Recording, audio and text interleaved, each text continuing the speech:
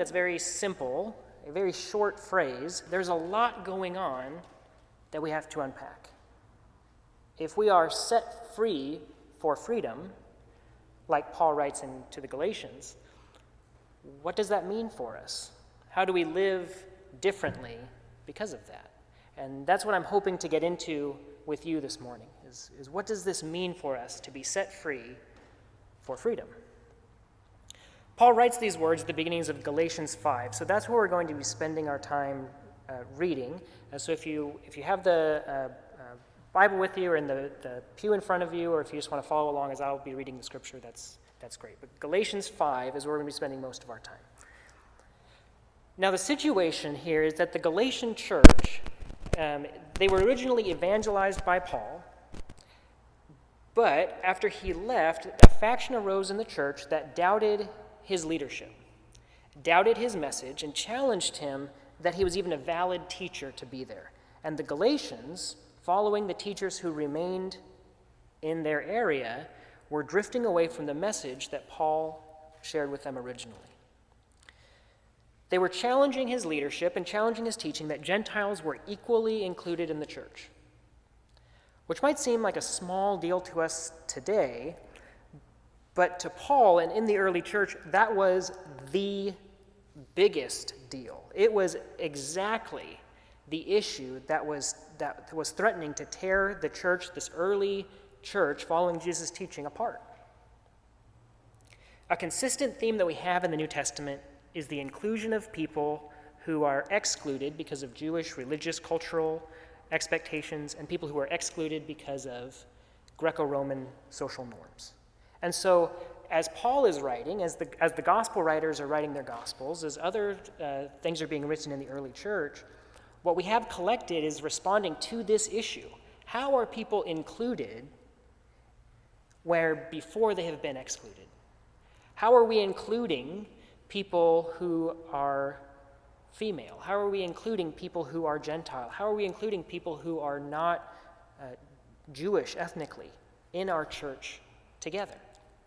That was a significant understanding of Jesus' teaching and message that all people were a part of God's family. And because that was Paul's central message, because that was Paul's central teaching, to have people coming into Galatia to undermine that caused him to write one of his strongest letters that we have remaining. Writing to the Galatians, asking them, who has bewitched you and preached a different message? He says, even if I come myself and preach you something different, don't listen to me. That's how strongly he believes in this message he preached originally, that all people are welcome in the family of God. And so this catapults Paul to write this letter to them so that they will not be misled into a type of faith, into a type of religion that does not set them free and does not give them freedom. In the letter, Paul expounds on this relationship between Christians and the law. And when he writes about the law, generally he's referring to the Hebrew scripture and this desire to keep the religion, the culture, the expectations of Judaism. But we know from his other writings, he's not just talking about Jewish religion, he's talking about the law as the expectations of our old religious self. And so for Jewish people, that means their Jewish religion. For Romans and people who are living in Galatia from other parts of the world, their old religion is what they have to give up as well, to really follow this new life where they are set free for freedom. And so as Paul, as he is describing this relationship between Christians and the law, he reaches the crescendo in chapter 5, talking about the practical expression of being set free. And that's where we're going to be picking up. It's in Galatians chapter 5, reading verses 16 through 23. I say, be guided by the Spirit, and you won't carry out selfish desires. A person's selfish desires are set against the Spirit, and the Spirit is set against one's selfish desires. They are opposed to each other, so you shouldn't do whatever you want to do. But if you're being led by the Spirit, you aren't under the law. The actions that are produced by selfish motives are obvious, since they include immorality, moral corruption, doing whatever feels good, idolatry, drug use and casting spells, hate, fighting, obsession, losing your temper, competitive opposition, conflict, selfishness, group rivalry, jealousy, drunkenness, partying, and other things like that. That's a long list. I warn you, as I already have warned you, that those who do these kinds of things won't inherit God's kingdom. But the fruit of the Spirit is love, joy, peace, patience, kindness, goodness, faithfulness, gentleness, and self-control. There is no law against things like this.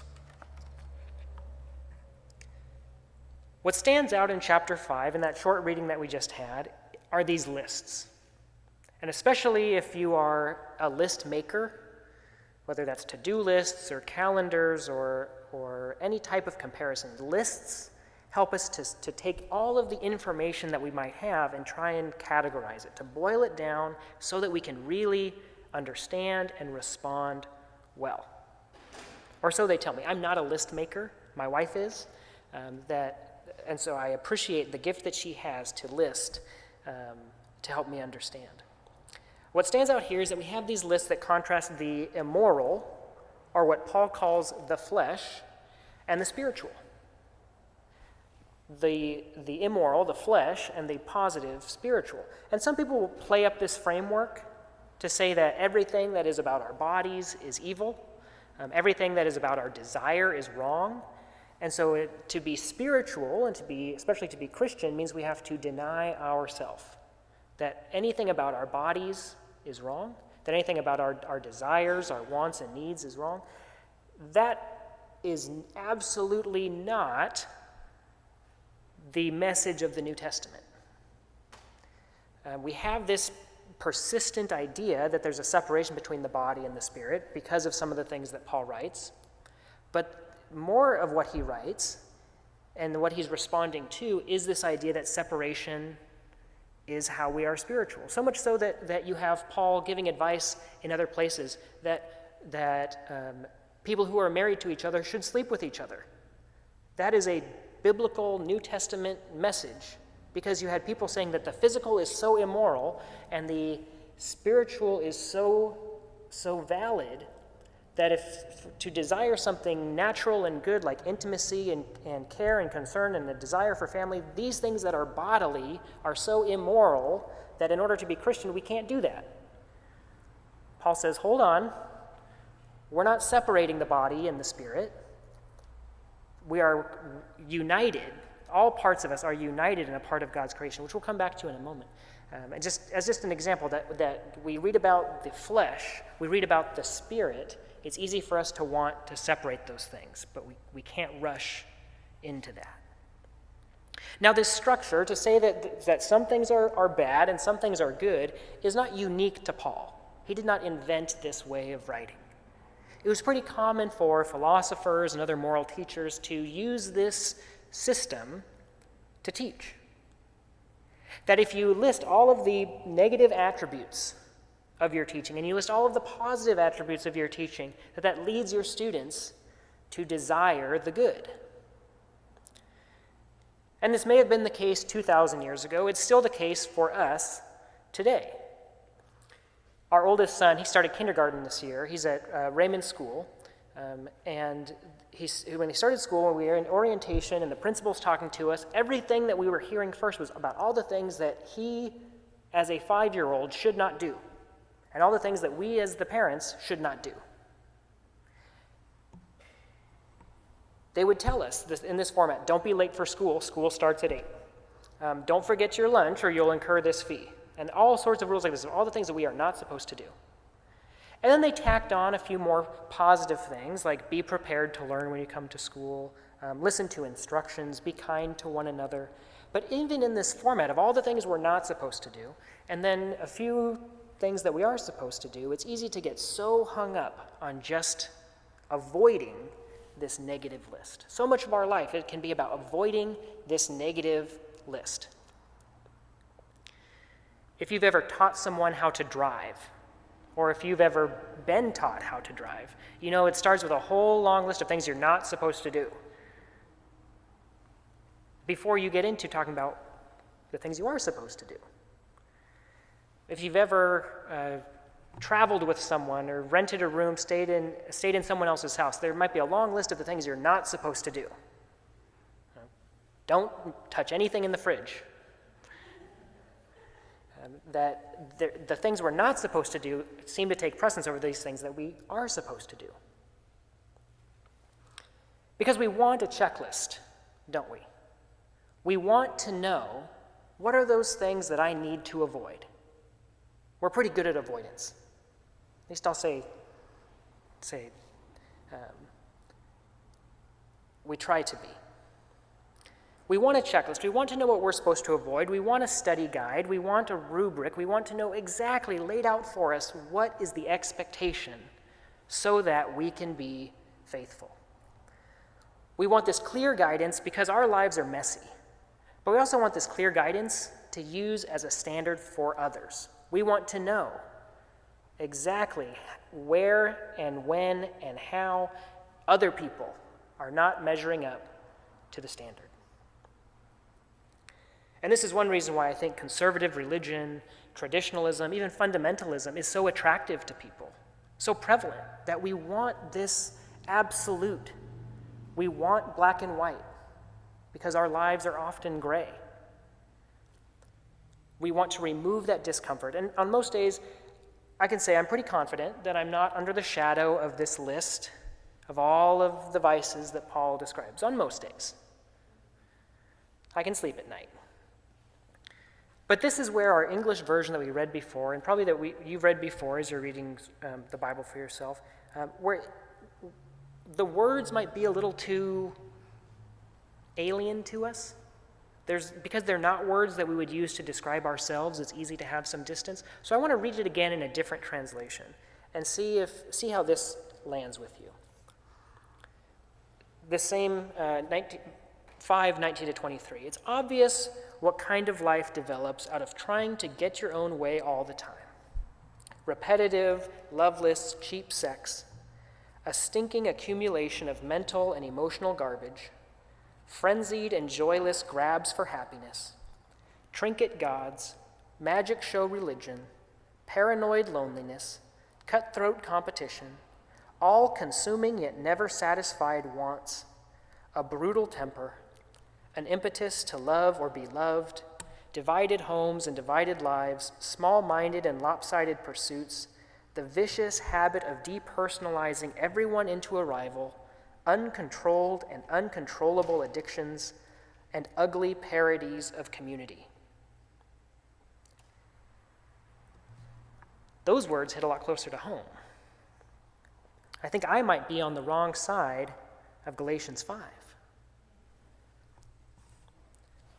But Paul continues, writing in 22, the fruit of the Spirit is love, joy, peace, patience, kindness, goodness, faithfulness, gentleness, and self-control.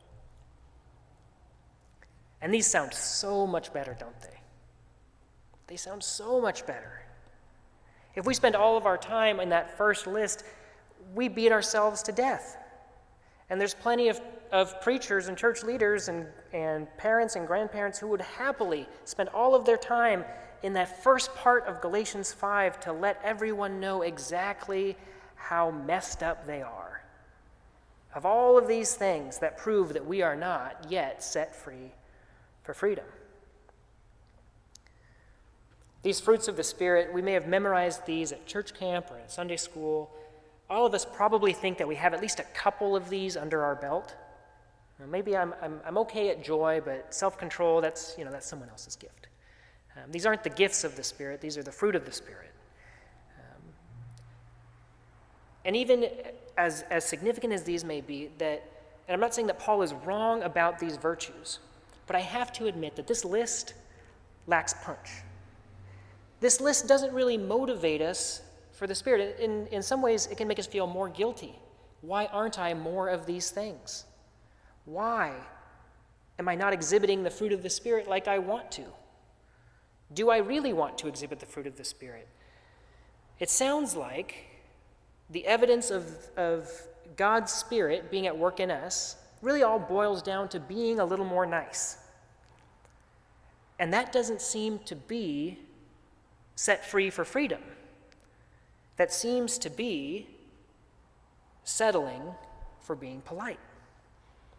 So do we avoid vice? Check. Do we pursue practice and virtue? Check.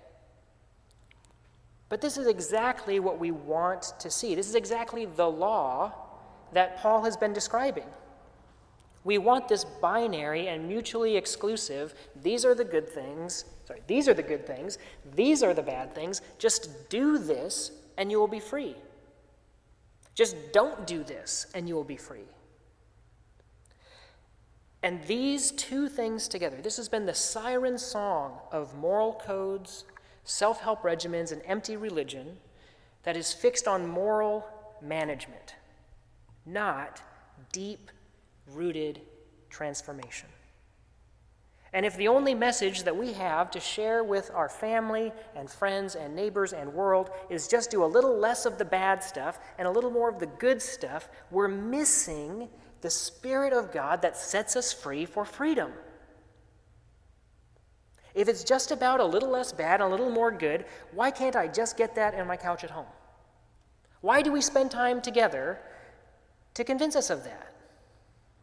How do we shape each other if our message is entirely, don't do a little less of this bad stuff, do a little more of this good stuff, and just hope you come out ahead?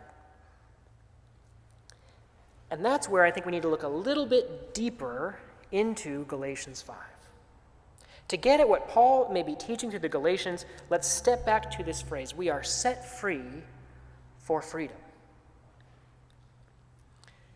To look at the broader context, we see that being set free isn't in relation to these bad behaviors. To be set free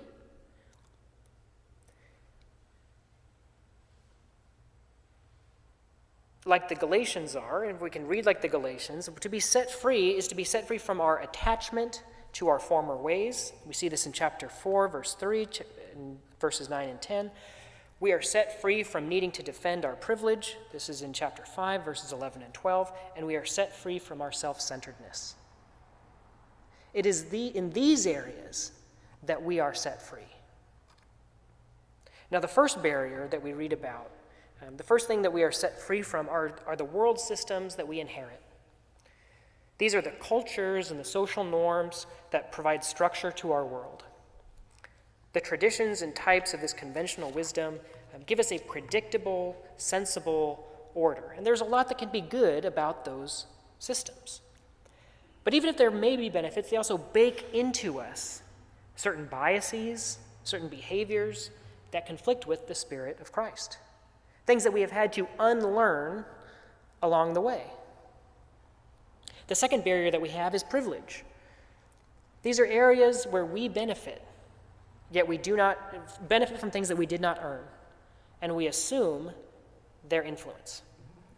For me to be a white, straight, male American Christian does not guarantee me an easy life, but it is inevitably less difficult than if those descriptors were adjusted. The danger that we have in not being set free from is that we can easily conflate our privilege with the idea, and to become so entrenched in defending ourselves and the things that we think are ours by right that we miss anyone who would challenge our sense of superiority. The third barrier is self-centeredness. More than expressing one's views or expressing what one wants, which are healthy things for us to do, which are healthy things about our createdness, what is the danger that we have here is that self-centeredness sees all things, and especially other people, as objects that they can manipulate to achieve their own ends. Now, what can be most insidious about these areas is that they can look so good. Now, when we lay them out in front of us, when we think about the systems that we inherit, when we think about our privilege of self-centeredness, we can see a little more of the ugly side of it, but in the moment, they can look so good.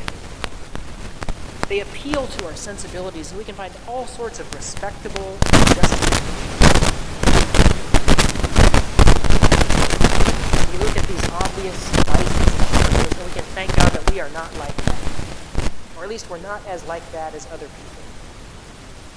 But then we turn to look at the fruit of the Spirit, and we can wonder, why am I not seeing more of this in my life?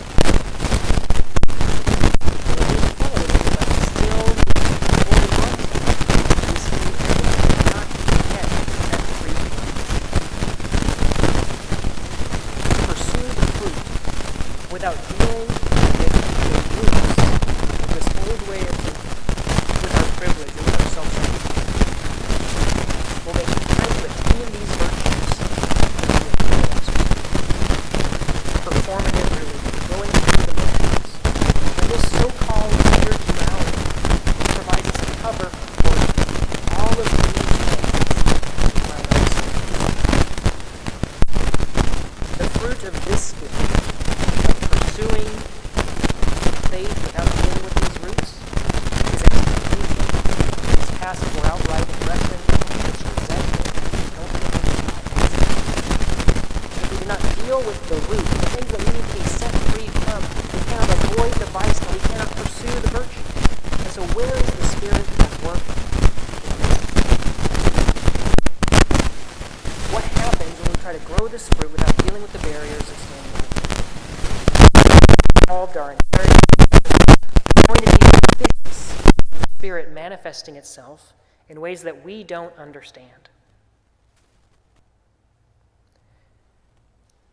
If we haven't resolved our privilege, the fruit of others will threaten us instead of inform us. If we haven't resolved our self-centeredness, we will become fixated on performance and validation instead of how we can be a benefit to the community. We have to learn to separate wisdom from the way we've always done it. We have to separate our identity from our privilege and the identities of others from our stereotypes. We have to separate our self, that self that is made in the image of God, from self-centeredness and selfishness. And the more we dig at these issues, the more that we get at these roots, the more we want a checklist to tell us exactly what we're supposed to do. Because these last paragraphs that I've shared with you, they might make us uncomfortable. Especially a guest speaker coming in and telling you that you need to dig at the roots of your life if you want to see the fruit of the Spirit. That's a challenging message to hear. We want the checklist. We want it to be spelled out for us so that we don't have to wrestle with these ambiguities or with these flawed perceptions of ourselves, of our community, or of our world. And preparing this message challenged me in a lot of the same ways that it may be challenging you. So I'm preaching to myself here when I say, I want the fruit, but I don't want to do anything to remove what would inhibit that growth. I want the fruit.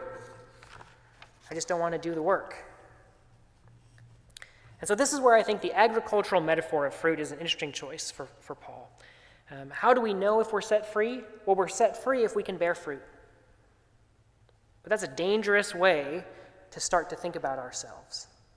How do we know if we're set free? If we can bear fruit. Think about any plant that you've grown, think especially of a fruit tree or a vine. Think about how well would that plant do in the dark? If we put a roof over this little canopy out here, or if we put a canopy over this little garden, how long would those plants grow? They wouldn't. Any plant, especially trees, need room to breathe and gather the nutrients they need. They need sunlight to live.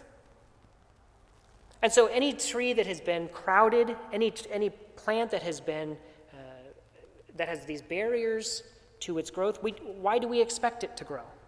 And it's the same way for us. We all live with these barriers of institutionalization, privilege, and self-centeredness. These surround the trees of our life like a thick hedge. And it's only when we prune those back and dig them up that we can flourish. It's only when we get rid of these things that choke out the spirit in our life that we can begin to see the fruit.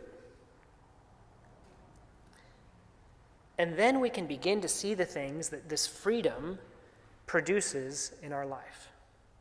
Now, turning back to 5:22 and 23, listen to how one person translates this. See if this is the fruit that you are looking for. God brings gifts into our lives much the same way that fruit appears in an orchard. Things like affection for others, exuberance about life, and serenity. We develop a willingness to stick with things, a sense of compassion in the heart, and a conviction that a basic holiness permeates things and people. We find ourselves involved in loyal commitments, not needing to force our way in life, able to marshal and direct our energies wisely. And so for the Spirit of God to bear fruit in our lives, we have to reorient ourselves away from what comes naturally. Paul refers to this as sarx, or the flesh. But really, this natural, fleshly way of living is an unnatural mutation that we see in institutionalism, privilege, and self-centeredness. But by turning from this unnatural orientation to a gospel orientation for community, which is what we read about in our verses 13 and 14 this morning, we see that we are new creations in Christ, that we are so wrapped up in the abundant and extravagant love of God that we are inspired to find new ways to love our world and to bear fruit in keeping of the Spirit of God that lives in us. That is the freedom that we have been set free for. That is the freedom that we have been set free for. We're going to be singing a song together as a way to respond to this. Number